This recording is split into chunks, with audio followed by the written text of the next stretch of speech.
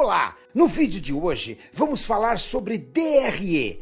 DRE é a demonstração do resultado do exercício. Ela demonstra o lucro ou o prejuízo da empresa. É mensal e anual. A DRE é baseada na data em que ocorreu a prestação de serviços ou a comercialização de produtos, e isto é chamado de regime de competência. É diferente do regime de caixa, que seria baseado na data em que a empresa receberá ou efetuará o pagamento. A estrutura da DRE contém a receita bruta, que são as vendas do período, independentes da data de pagamento, os tributos incidentes sobre a receita bruta, como Simples, PIS, COFINS e ISS, a receita líquida, que é a receita bruta menos os tributos, os custos, que são os gastos e insumos utilizados diretamente na prestação de serviços, e existem dois tipos de custos,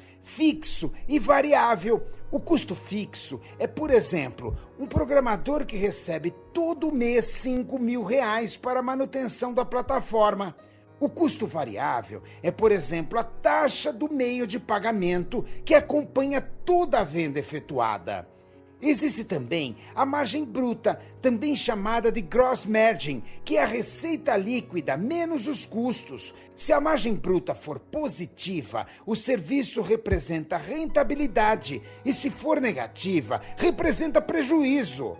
A DRE também contempla despesas administrativas, comerciais e marketing. Enfim, temos o EBITDA, que em português significa lucro antes de juros, impostos, depreciação e amortização, que é a capacidade de geração de caixa da empresa. Após isso, devemos considerar os itens que não fazem parte do EBITDA.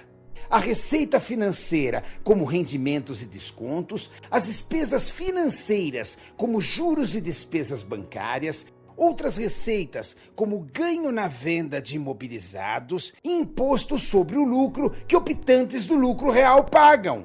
E, finalmente, temos o valor do lucro ou prejuízo líquido. Esta quantia vai para o patrimônio líquido no balanço patrimonial e, caso houver lucro, poderá ser distribuída aos sócios e os investidores.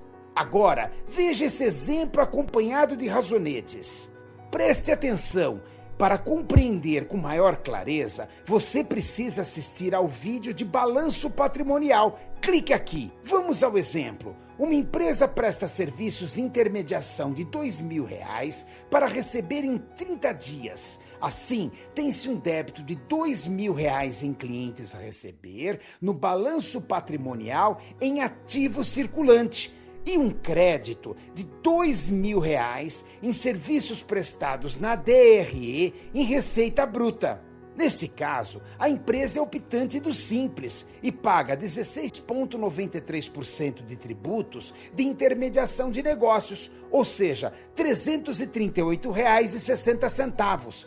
Assim, tem-se um débito de R$338,60 em Simples sobre o faturamento na DRE e impostos incidentes sobre a receita bruta, e um crédito de R$338,60 em Simples a recolher no balanço patrimonial em passivo circulante.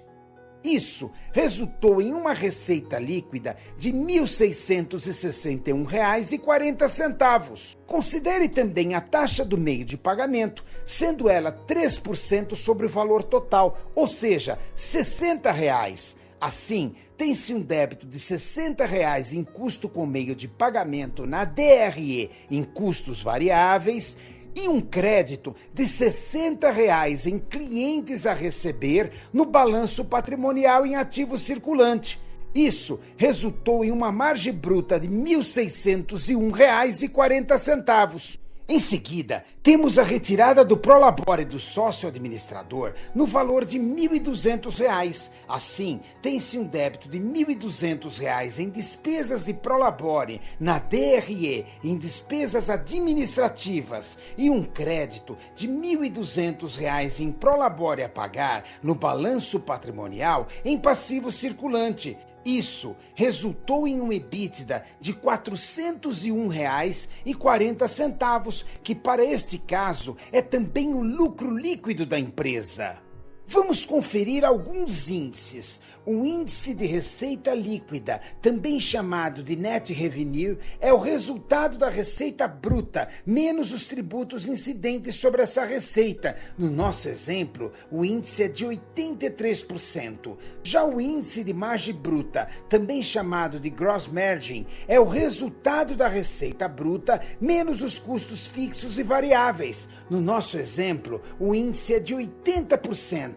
E, por fim, o índice do EBITDA, que é o percentual de geração de caixa da empresa. No nosso exemplo, o índice é de 20%. Assista também aos outros vídeos.